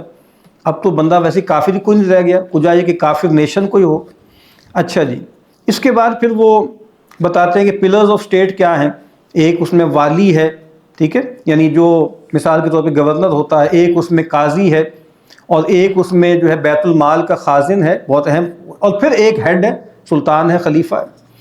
پھر وہ کہتے ہیں کہ بھائی یہ بات کہ ہم بہت چیزیں ایڈ آن کر رہے ہیں نا اس دور میں, جس کی وجہ سے شریعت خوفناک ہو رہی ہے. یہاں مثال دیتے ہیں, سلطان نور الدین زنگی نے جب جو ہے وہ حلب کو فتح کر لیا, ان سے کہا گیا کہ یہاں کے لوگ بڑے ٹیڑے میڑے ہیں, بہت سختی سے نپٹیں اور فلاں فلاں چیزیں آپ ان پہ عائد کریں. تو انہوں نے جواب دیا کہ اللہ نے انسانوں کو پیدا کیا ہے اور وہ جانتے ہیں کہ انسانوں کے لیے بہتر کیا ہے, ہم وہی کریں گے جو اللہ کی طرف سے متعین. یہ بہت اہم بات. یعنی یہ بات نا کہ یہ جو آپ شریعت, یعنی آپ اسٹیٹ کتنی ہیجمونک ہو گئی ہے, کتنی زیادہ وہ آپ کہیں نا کہ ظالمانہ بن چکی ہے, جس طریقے سے ٹیررائز کر دیا انسانوں کو, اس کو انہوں نے جنگ کیا. پھر اس کے بعد انہوں نے یہ جو ایک یہ آپ کہیں نا کہ ڈیبنک کیا ہے نا 30 سالہ خلافت, اس کا رد کیا. ہاں آئیڈیل فارم میں ختم ہو گئی, لیکن اس کے بعد دولت رہی, مملکت رہی, خلافت رہی, جو کہ 1924 تک کسی نہ کسی طریقے سے جاری رہی. اس کے بعد پھر بہت تفصیل سے انہوں نے بتایا ہے کہ فائنینشیل معاملات کیسے ہوں گے, ٹھیک ہے, پبلک ویلفیئر کو سامنے رکھا جائے گا, اور بینکنگ کی جگہ بیت المال ہوگا, اور پھر تمام طرح کے جو ضرائب ہیں اور مقص ہیں, ضریبہ اور مقص کسے کہتے ہیں, جو ٹیکس ہوتے ہیں, ان کو ختم کیا جائے گا. پھر مارکیٹ جو ہے وہ جیسے مسجد کے ساتھ ہوتی ہے, جس طرح عبدالقادر صوفی نے کہا تھا نا علیہ رحمہ, کہ بھائی بس جگہ فراہم کر دیں, اوپر آپ موقع دے دیں, تھوڑی سی فیس چارج کر لیں, سروس چارج جو آپ نے کرنا ہے. پھر اس کے بعد جو ہے وہ سیلف سفیشنسی کی بات انہوں نے کی, کہ سیدنا علی رضی اللہ تعالیٰ عنہ کا جملہ انہوں نے نقل کیا ہے کہ بھائی کہا کہ وہ قوم کہ جو اپنا کپڑا اور اپنی خوراک پیدا نہیں کر سکتی, وہ بس جیسے بربادی کا شکار ہوگی. آج بھی آپ دیکھ لیجیے, ٹھیک ہے, کپڑا, روٹی, کپڑا اور مکان کو چھوڑ بھی روٹی اور کپڑا, یعنی بہت سے ممالک کا سب سے بڑا مسئلہ یہی ہے نا کہ اناج آج بھی بڑا مسئلہ ہے. پھر وہ بتاتے ہیں کہ بھائی مارکیٹس ہوں گی, اس میں حسبہ کا نظام ہوگا, اور بہت سے ٹیکس ویکس جو ہیں وہ ختم ہو جائیں گے. اب سوال یہ پیدا ہوتا ہے کہ بھئی یہ آئیں گے کہاں سے, مطلب یہ انفلو کہاں سے آئے گا جب ٹیکس ویکس ختم کر دیں گے. انہوں نے مدات بتائے ہیں گن کے, عشر ہے, زکوٰۃ ہے, جزیہ ہے, صدقہ فطر ہے, اوقاف کا نظام ہے, غنائم ہے, مال فے ہے, رکاز ہے, ارث ہے, وغیرہ وغیرہ. پھر اس کے بعد جو ہے کہ کس طریقے سے مینیج کرنا ہے اس کی تفصیلات ہیں, اور کس طریقے سے, جیسے وہ ایک خاص تصور بتاتے ہیں کہ یہ جو بہت زیادہ مال جمع کر کے رکھنا ہے ٹریجری کے اندر, یہ بھی کوئی شریعت سے لگا نہیں کھاتا. یعنی سیدنا علی بھی بقاعدہ جھاڑو پھیر دیا کرتے تھے, اور لوگ جب ڈراتے تھے تو کہتے کوئی بات نہیں, اللہ دے گا نا. یعنی یہ تصور ہے کہ بھئی مال آ گیا ہے تو خذ من اغنیائہم وترد الی فقرائہم, اس کو پھیلانا ہے, عام کرنا, ڈرنا نہیں ہے. اتنی سیونگز ہوں, اتنے بانڈز ہوں, اور فلاں ہوں اور ڈھما ہوں, اللہ پہ اعتماد کریں. پھر انہوں نے مثال دی ہے کہ عمر بن عبدالعزیز علیہ رحمہ کے دور میں مسئلہ پیدا ہوا کہ بھئی کسوہ, وہ جو آج بھی ہوتا ہے نا ہر سال جو ہے کسوہ کا مسئلہ, تو کہا کہ نہیں, اس وقت کسوہ سے زیادہ اہم جو ہے وہ لوگوں کے تن ڈھانپنا ہے. ان کو کہ نہیں کرنا, پہلے لوگوں کے تن ہم نے ڈھانپنے ہیں, اس کے بعد ہم نے کعبے کو غلاف جو ہے وہ پہنانا ہے, ٹھیک ہے. اور پھر اس کے بعد جو ہے وہ خاص طور پہ جو آسٹیریٹی آج کل بڑا ذکر ہوتا ہے, اس کا ذکر کیا. سیدنا عمر بن عبدالعزیز کا ذکر کیا کہ ایسے 2 چراغ تھے ان کے پاس, ایک چراغ ذاتی استعمال کے لیے, ایک سرکاری استعمال کے لیے. ایک دفعہ کو رحل لا کے رکھ دی کہ جی کیا ہے بھائی قرآن رکھیں گے, کہا کہ نہیں, اور جتنی رحل تھی اس کی 5 گنا قیمت اپنی جیب سے بیت المال میں دے دی. تو بعد یہ ساری انہوں نے باتیں بتائیں گی. پھر اس کے بعد بتایا کہ زمین کے ساتھ کیا کرنا ہے.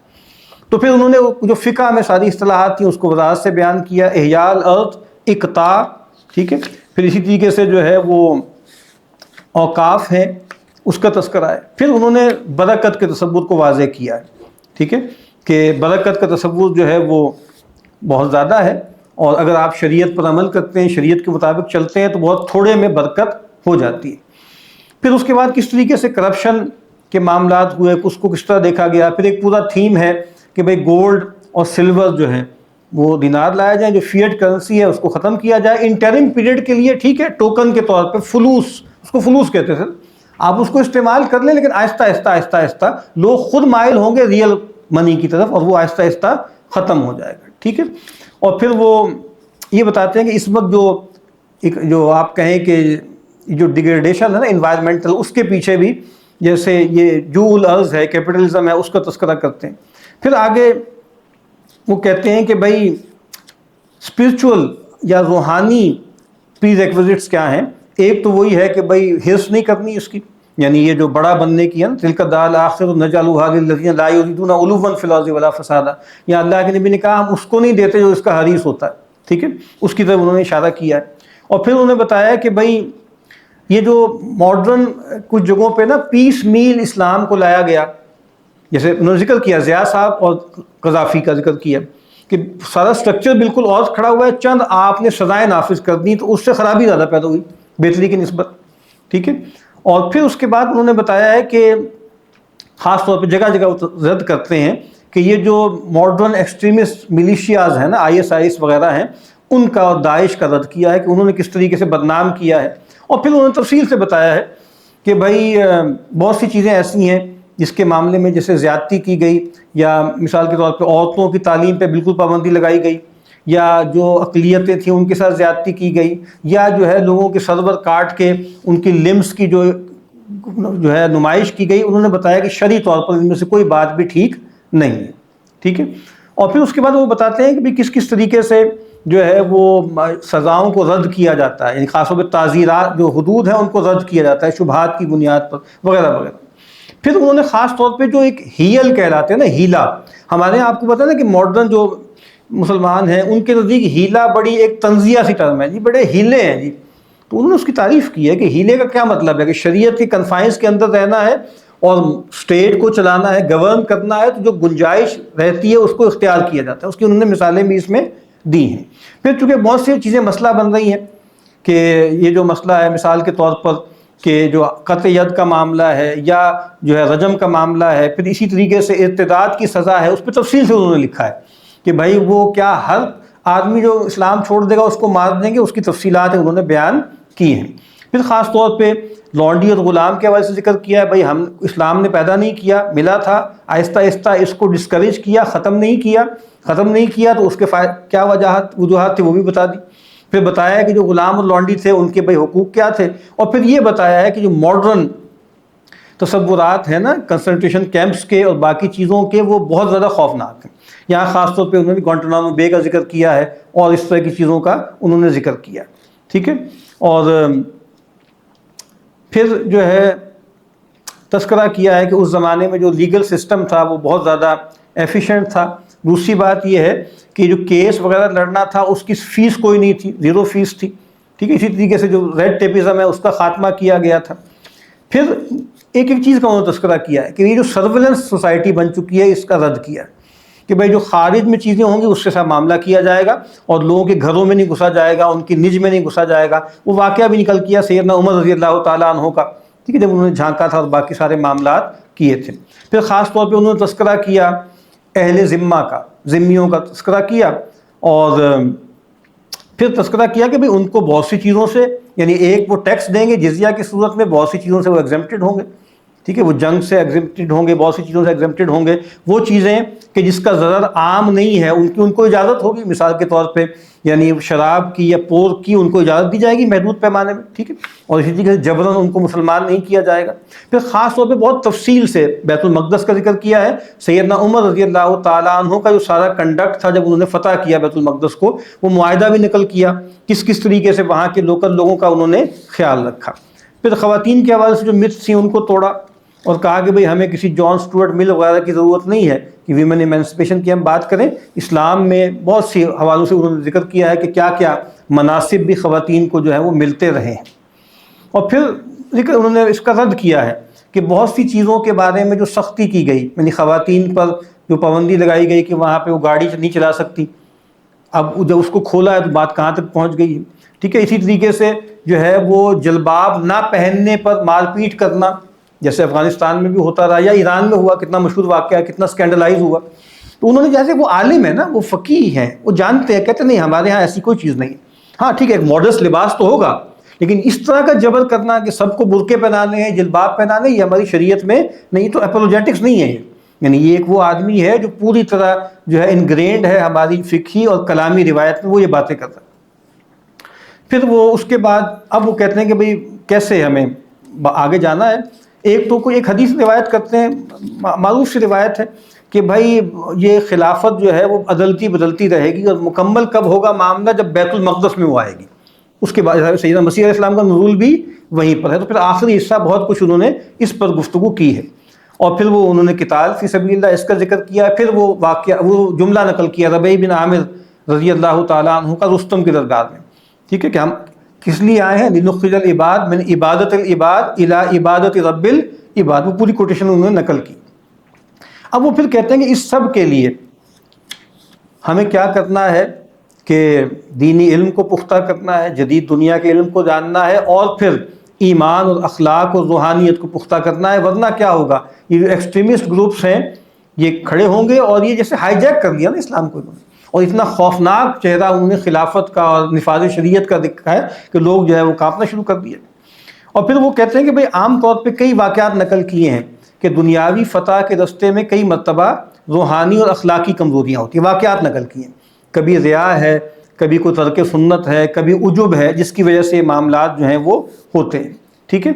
تو اب پھر وہ سیدنا عمر رضی اللہ تعالیٰ عنہ کا ذکر کرتے ہیں، اور ان کا جملہ نقل کرتے ہیں کہ انہوں نے کہا کہ بھئی جو کافر لوگ ہیں نا، وہ تو ایک آدھا دن بھی مسلمانوں کے سامنے کھڑے نہیں رہ سکتے، سوائے اس کے کہ مسلمان تقویٰ میں، دینداری میں، للہیت میں کہیں کم پڑ جائیں. ٹھیک ہے. تو اب وہ یہی کہتے ہیں کہ بھئی سب سے پہلے انڈیویجول ٹرانسفارمیشن ہوگی، اور اس کے بعد اس میں بھی یہی ہے کہ آخرت کو ترجیح دیں، دنیا کو آپ ترجیح نہ دیں. اور اب آخر میں بس جو جملہ ہے وہ میں پڑھ کے ختم کرتا ہوں، جہاں پہ یہ کتاب ختم ہو رہی ہے. The caliphate is not for the dunya, but it is the fulfillment of the commands of Allah on earth. یعنی یہ ہم طاقت برائے طاقت تھوڑی ہے، غلبہ برائے غلبہ تو نہیں. آپ سورہ صف پڑھ لیں، اصل تو تجارت جو ہے وہ تو جنت کے ہی وجہ ہے، اخرى تحبونہا. ٹھیک ہے. تو یہ جو بات ہے نا، بندگی رب، اللہ کی بندگی، تعلق مع اللہ سے اوپر کوئی چیز بن جائے، غلبہ، امت، ٹھیک ہے، تو یہ خرابی پیدا کرتی. To fulfill commands of Allah, we need to grow inwardly. With such inner growth, we need to recognize how the divine commands relate to how we humans are the caliphs of Allah on earth, and how we may fulfill our role. This is precisely the meaning of intellectual intifada. ٹھیک ہے. تو اچھی کتاب ہے، اور اشارات ہیں اس کے اندر، بہت سی چیزیں جمع کرنی ہیں. کوئی طالب علم اس کو پڑھے گا تو گویا بہت سی چیزیں اس کے سامنے واضح ہو جائیں گی، کھل جائیں گی. وآخر دعوانا ان الحمد للہ رب العالمین.